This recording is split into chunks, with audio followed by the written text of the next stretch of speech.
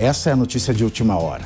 O presidente do Senado, Rodrigo Pacheco, encaminhou ao Supremo Tribunal Federal um documento que mostra que a CPMI dos atos do 8 de janeiro não pode e não vai, pelo menos neste momento, ser aberta. Os advogados da casa que assinam o texto argumentam que o requerimento da senadora Soraya Tronic foi apresentado no dia 9 de janeiro, data anterior à atual legislatura, iniciada em fevereiro. E por isso não pode avançar. A manifestação cita um trecho do regimento interno do Senado que diz que o prazo da CPI não poderá ultrapassar o período da legislatura em que for criada e que, ao final da legislatura, serão arquivadas todas as proposições em tramitação no Senado Federal. Para retomar o andamento, portanto, seria preciso que as assinaturas fossem colhidas mais uma vez, agora, depois de fevereiro. Cristiano Vilela, isso já era esperado, porque, afinal de contas, existe essa preciosidade jurídica? Ou isso foi um murro na boca do estômago, porque os senadores que assinaram continuam lá? Explica isso melhor para a gente. Olha, Pavinato, uma boa tarde para você, para todos que acompanham a mesa e todos que acompanham o Linha de Frente aqui na Jovem Pan. Olha, isso, em primeiro lugar, que já era esperado por conta do comportamento, até certo ponto, subserviente que o presidente do Senado tem tido em relação ao governo federal.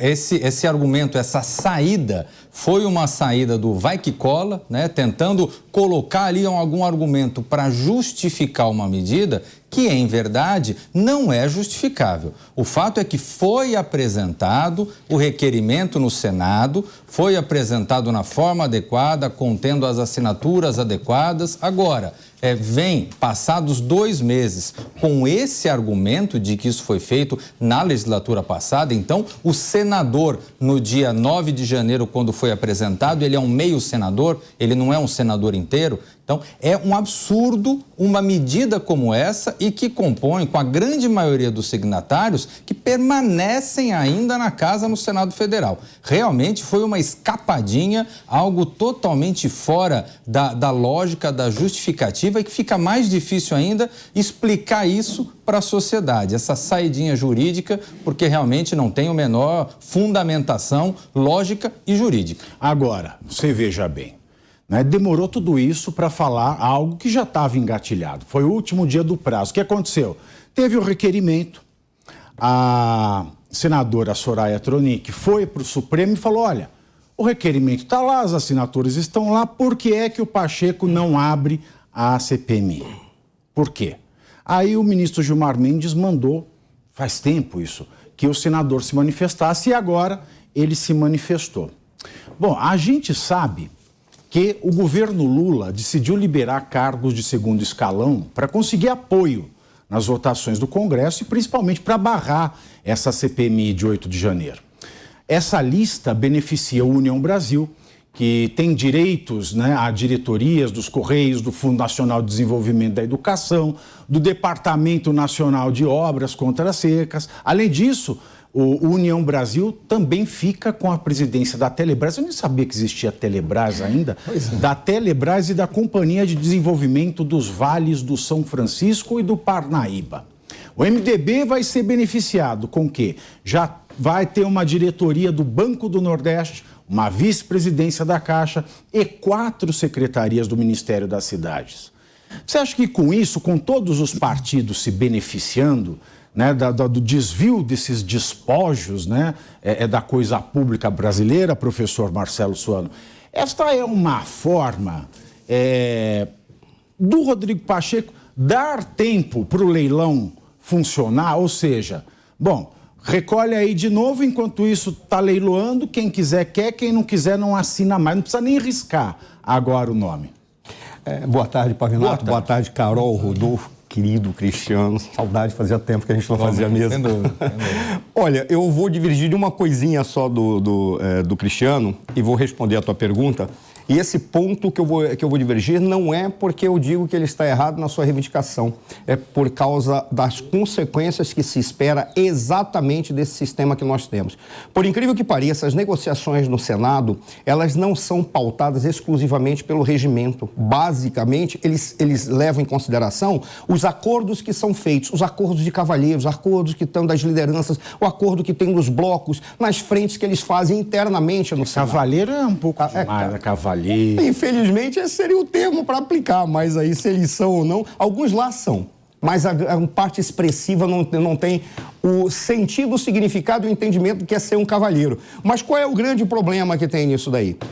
Por incrível que possa parecer, regimentalmente você não pode impor a uma legislatura subsequente uma demanda que foi feita por uma legislatura anterior que vai ser votada ou vai ser apresentada na legislatura posterior. Por incrível que pareça, tinha essa brecha. A pergunta não é se isso é regimental, é correto, é antiético. É por qual razão ele fez. Aí vem a tua pergunta. Ele deixa para o último dia, não é nem porque ele está esperando dar tempo para o leilão. É porque ele viu que o leilão não contemplou aquilo que era necessário, ou já contemplou. Aí ele vem e joga a bomba. Por qual razão ele vai dizer, não, pode ter. Mas para essa legislatura, isso tem que ser solicitado por esta legislatura e pelos membros dessa legislatura. Ele poderia simplesmente utilizar o mesmo argumento e dizer, por um ato de mesa a gente pode considerar, e aí a gente considera a legislatura anterior porque é uma questão de necessidade, utilidade pública ou o que quer que seja. Ele poderia ter feito isso. Também, porque aí valeria os acordos de cavalheiros que eles fazem lá, e eles poderiam passar adiante. Agora, fica a grande questão. Nós temos um sistema político que gera esse tipo de absurdo, que gera uma personalidade como o Rodrigo Pacheco. Eu lembro que a Daniela Alves falou o manual para se tornar presidente de uma Câmara ou do Senado. Eu disse, é isso mesmo, você tem que adquirir uma postura em que você não confronta ninguém, não fala mal de ninguém, não apresenta nada que seja bombástico, sempre negocia com todo mundo e diz para todos que vai trabalhar para que tudo permaneça como sempre foi, sem nenhuma alteração que possa trazer normatividade diferente, trazer comportamento e postura adequada. Gilberto Kassab. Eu diria que o Gilberto Kassab vai além. Que é presidente do partido do Rodrigo Pacheco. Mas aí eu vou te dizer, o Gilberto Kassab vai além. Não dá, a diferença que tem entre o Rodrigo Pacheco e o Kassab, o Rodrigo Pacheco, ele é um homem elegante que não tem sentimentos. O Gilberto Kassab, não. Ele é um bruxo. Ele trabalha na seguinte forma. Ele trabalha aqui... Ossos de morcego. Ele seria equiparável. Ele seria equiparável, Gilberto Kassab, ao que foi o Antônio Carlos Magalhães. Seria equiparável ao que foi o Golbery do Couto Silva no período das duas últimos governos dos militares. Ele é o cara que ele pensa estrategicamente, ele entra em todas as esferas, ele negocia e ele tem poder concreto.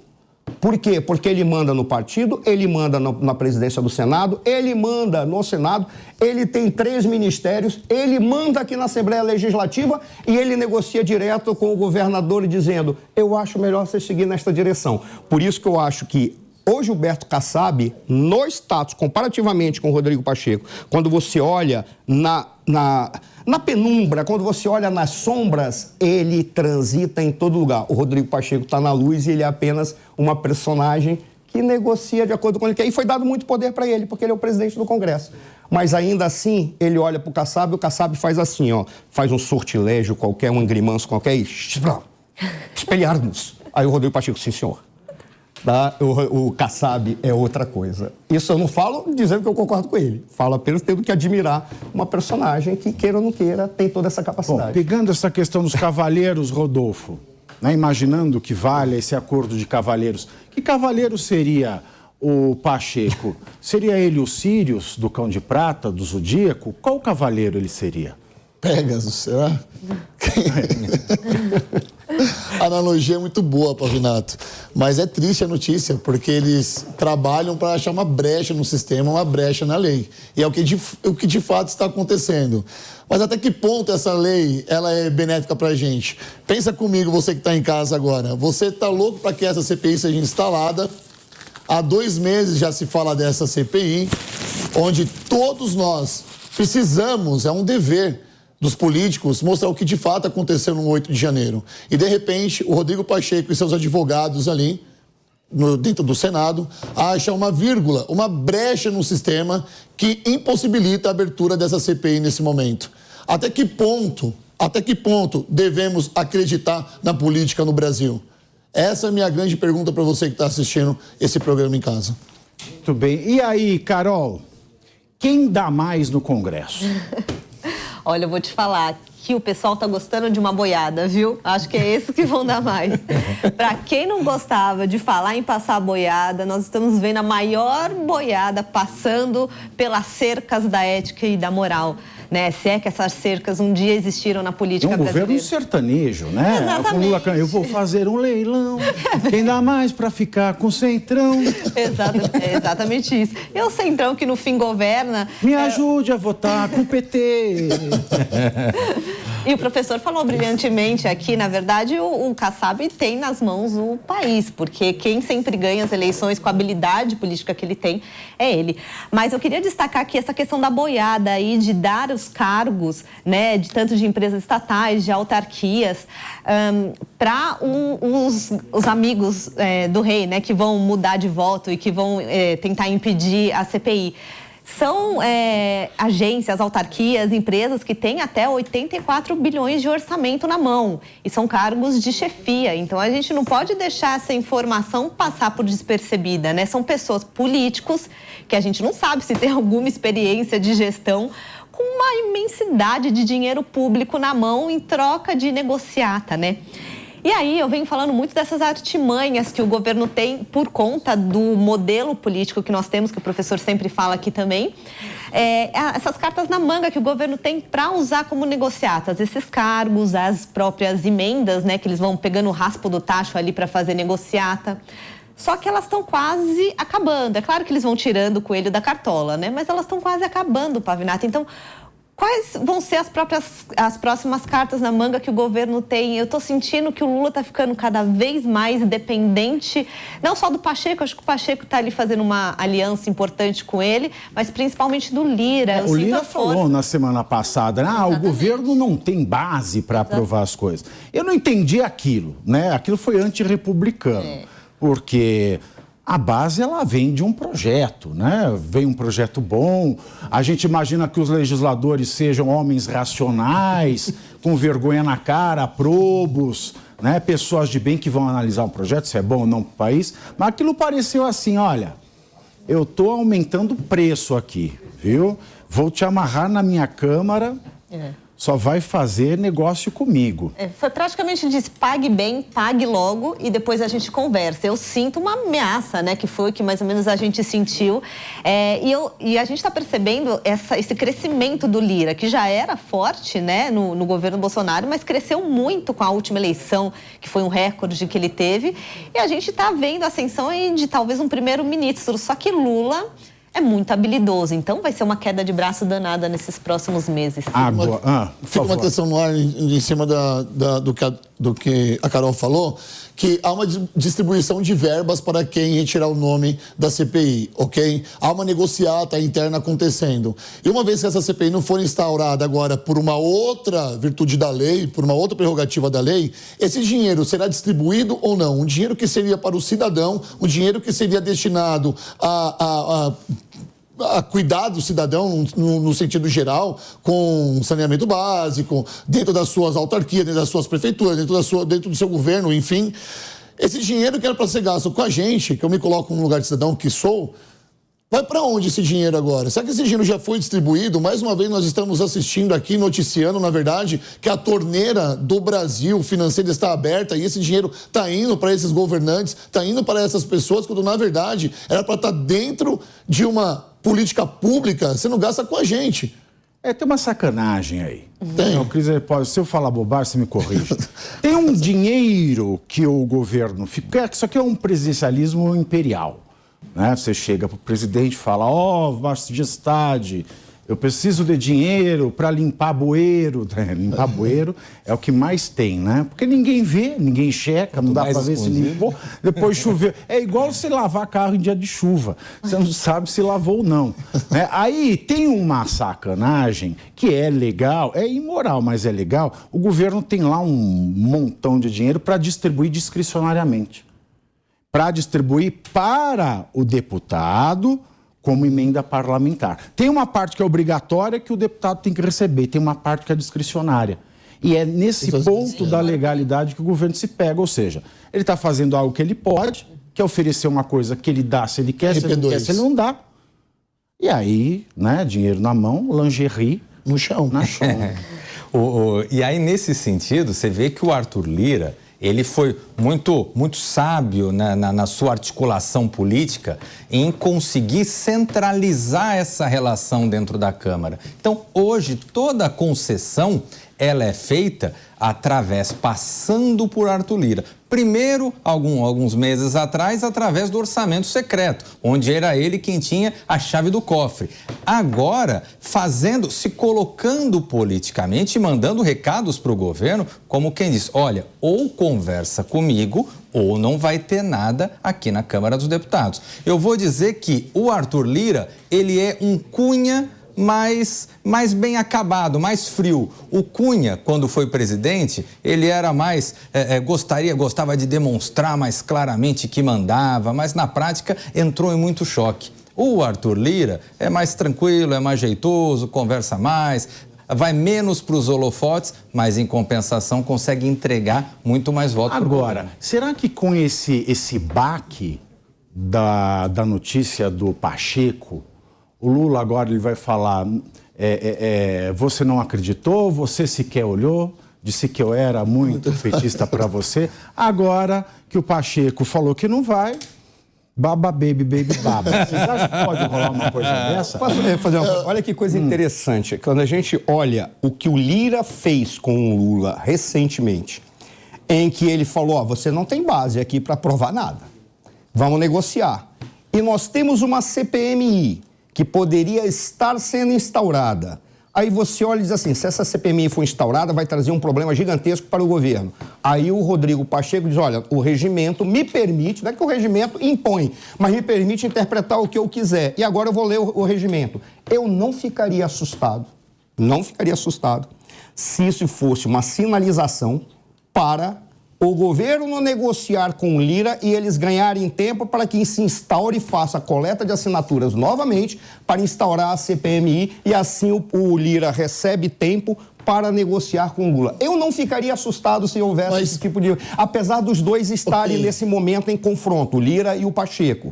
Mas eu não ficaria... Porque tem um detalhe, é uma outra dimensão. Quando a gente entra lá, a gente tem a impressão que está transitando no mundo humano. Não. É um mundo diferente. Olha só. As regras são outras, as coisas são outras, a maneira de trabalhar é outra. Eles não se odeiam, isso é conversa fiada, ali não tem ódio. Tem ódio com um por outro. Verdade, depois a gente não tem uma CPI. A gente só tem um buraco, né, de um tamanho nem largo nem fundo, tamanho adequado, né? Nosso pouco de fundo. Mas e o cidadão? Como é que fica nisso? Vamos lembrar aqui, tá? Porque antes... no passado bem recente, a gente noticiava aqui, Você brigava... sabe como o cidadão fica? Como? Tem um saleiro aí? É isso, porque a gente leva no humor e é muito legal a forma como a gente noticia as coisas aqui, mas é uma verdade. As pessoas que estão em casa assistindo brigaram com o STF no passado bem recente por causa do código-fonte, que até hoje não apareceu. Aí vem a Câmara dos Deputados agora com a CPI, que não quer instaurar a CPI. Aí o Senado, que ave a mão lá na PEC, certo? Lavou a mão lá na PEC e falou, isso aqui é coisa agora da Câmara dos Deputados. E vem o Executivo, que só sabe falar mal do ex-presidente. O povo está sempre procurando uma resposta, e uma resposta que ele não tem. Mas, Rodolfo... Calma, deixa eu só terminar aqui meu pensamento, porque quando eu não estou aqui na bancada, eu estou assistindo vocês. E quando eu estou assistindo, eu me coloco no lugar do cidadão que está em casa agora, buscando um canal de notícia que vai elucidar, vai colocar às claras o que de fato acontece na política do Brasil. Só tem um detalhe. Código-fonte não aconteceu, beleza? Tivemos que engolir a seco aquela tragédia que foi. Vamos passar, não vamos mais falar disso. Aí vem o Senado, CPI, lavou as mãos da PEC, lavou a mão da PEC, colocou na Câmara dos Deputados. Aí vem agora as pessoas que têm o poder para instaurar uma CPI, para saber o que de fato acontece, toda a podridão que acontece nesse governo, e as pessoas estão pagando para que isso não aconteça. Você tem noção, você que está assistindo em casa, como é que é o cenário político? Eles estão pagando para não instaurar uma CPI. O que será que vão descobrir nessa CPI? O povo merece uma resposta. Nós, enquanto jornalistas aqui, merecemos uma resposta. Posso falar uma coisinha só? Pode. É exatamente o que nós estamos fazendo aqui, fazendo o teu pedido. Além do discurso político, porque todos nós concordamos com o teu discurso. Todos nós queremos isso, concordamos que é uma indecência o que está acontecendo. Totalmente. Mas tem um detalhe. Essa indecência tem que ser esclarecida, porque a única alternativa ao esclarecimento de como a indecência funciona é usar da violência e ir lá e derrubar na violência. É esse o caminho? Não é. Claro que porque é. isso é contra a democracia. Uma guerra não leva a outra. Então, é esclarecer a sociedade o que está acontecendo para a sociedade começar a entender. Não vai adiantar nada fazer uma nova legislatura com pessoas novas. Tem uma frase, vou citar novamente a Daniela Alves, que é uma frase que ela usa em todo lugar. Peça nova em máquina velha não produz novidades, porque as engrenagens são as mesmas. O problema está nas engrenagens. Se a gente não escolher pessoas adequadas para mudar as engrenagens, continua do mesmo jeito. E não vai adiantar entrar gente nova. Eu entendo isso. Qualquer indivíduo novo que chegar e a sociedade não entender que o sistema funciona, ele vai funcionar assim, aquele que entra, sabe o que ele faz? 6 meses depois ele diz assim: eu desisto, não tem como mudar, eu só vou sobreviver. Ô, Rodolfo, eu posso incluir aqui respondendo? Eu quero responder o do professor Marcelo depois também. Pode excluir aí. Respondendo a tua pergunta, o povo, onde é que fica?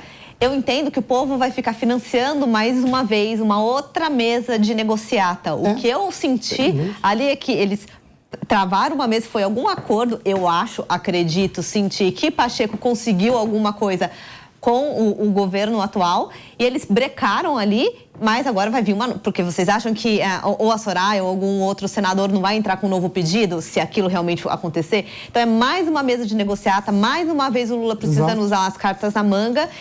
Só que a minha dúvida é, daqui para frente, como que ele vai conseguir aprovar as outras reformas? A CPMI tem que acontecer, esse não é o ponto. Só que tá acabando a moeda de troca do Lula. Como que ele vai fazer para aprovar o resto? Além dessa insatisfação que o Rodolfo trouxe, o governo tinha uma desculpa esfarrapadinha, que era essa, né? Não vai ter tempo para fazer outras coisas. Mas nesse afã, eles já estão sugerindo e apoiando uma CPMI ou CPI das lojas americanas e outra até das joias. Ou seja, o problema é esta CPI, não é a falta de tempo. Mas colocar mais CPIs é uma estratégia para esvaziar, porque tem um limite de CPI. Se ele atrasa a instauração do outro, ela não consegue mais. A Carol foi no ponto. Sabe qual é? Existe um teto para esse tipo de negociação pelas moedas que você tem. Tem uma hora que esgota. A questão toda é que eles têm que acelerar, esbarrar com as moedas que têm. E por isso está lá no Congresso. Tanto o Pacheco quanto o Lira está dizendo, vamos ver até que ponto tem cacife o Lula. Porque eles não estão preocupados. Agora, para mim, eu concordo plenamente contigo, Rodolfo. Eu voto em ti, para tu teres noção. Porque tu é um cara que está lá. Só tem um detalhe. Não adianta a gente ter a boa vontade apenas, porque tem que ter boa vontade, entendendo como funciona a máquina, para saber onde colocar o dedo. O que a Carol falou é que gera estratégia. Porque ela está dizendo, o que ela falou, quais são as moedas que o governo tem. Porque se a gente identificar quais são as moedas que o governo tem e o tempo que ele tem, regimentalmente e constitucionalmente, para brincar com as moedas, a gente lança com uma estratégia agora Silvio Santos nas noites. Agora a gente trava de domingo. É aí que entra, você está entendendo? Eu não fui contra você. Não, eu sei que você não foi contra, mas a sua resposta foi legal porque me fez pensar em outra coisa também, quando você fala que a Daniela fala muito isso aqui, né? Das peças novas em motores velhos, é isso? Peças novas em máquinas velhas não produzem novidade porque as engrenagens são as mesmas. Mas quais são as armas que o povo tem para lutar agora? A gente não pode esperar daqui 3 anos, daqui 2 anos, daqui 4 anos, quando vir um novo governo. As pessoas estão passando fome e estão querendo uma resposta agora. A gente não se alimenta com ontem, a gente se alimenta com o que tem agora e pensa no amanhã. Concordo plenamente. Qual é a ferramenta que o povo tem agora? Graças a Deus, muita gente nos assiste aqui, nossa audiência é enorme, porque nós temos pessoas aqui na mesa, um apresentador que ensina o que é a política, porque a política é um assunto chato. As pessoas estão acordando. Isso aqui que está acontecendo agora é uma ferramenta. Sem dúvida. E a gente tem que ir à luta agora, cara. Agora vem uma coisa que está chamando a atenção, especialmente quando se fala agora da reforma tributária, está todo mundo otimista, né? Semana passada, a Simone Tebet falou, olha, a reforma vai contentar todo mundo. Ontem, o deputado Reginaldo Lopes, presidente da comissão, estava dando pulos de alegria, falando da reforma, do texto, tudo mais. Cadê o texto? Cadê a reforma? De que forma se chegou? Já tem um mínimo de consenso formado? É igual a indígena do Pica-Pau. Ela vem a mulher insinuante rebolando, a hora que você ergue a cara é a mini ranheta. É por aí. E lá por aí, vamos cadê? nós. Aí tem que vir um adulto na sala, que é o Lira, para chegar e falar: ô governo, você não tem voto, filho. Em vez de ficar fazendo... Uma capivara extensa também, né? Mas pelo menos é adulto, sabe que não dá para ficar com esse discursinho de Gleisi Hoffmann, que começa a procurar pelo em ovo dentro dos aliados do governo, não dá para vir com esse discursinho de MST, não dá para vir com o discursinho ideológico e esquecer a necessidade que o governo tem de focar no que é importante. Aí chega o Lira e tem que bater na mesa e falar: filho, vocês não têm voto, vamos começar a conversar. Então, mas ele deveria ser mais transparente ainda e mais adulto ainda, falando: vem cá, vamos instalar a CPI. O Brasil precisa disso. Alguém aqui teme alguma coisa? A gente está devendo uma coisa? Não, então seremos todos adultos. Você falou que ele é adulto, seremos todos adultos aqui. Vamos instalar uma CPI. Vai lá e noticia, cara. O Brasil já está batendo palma agora.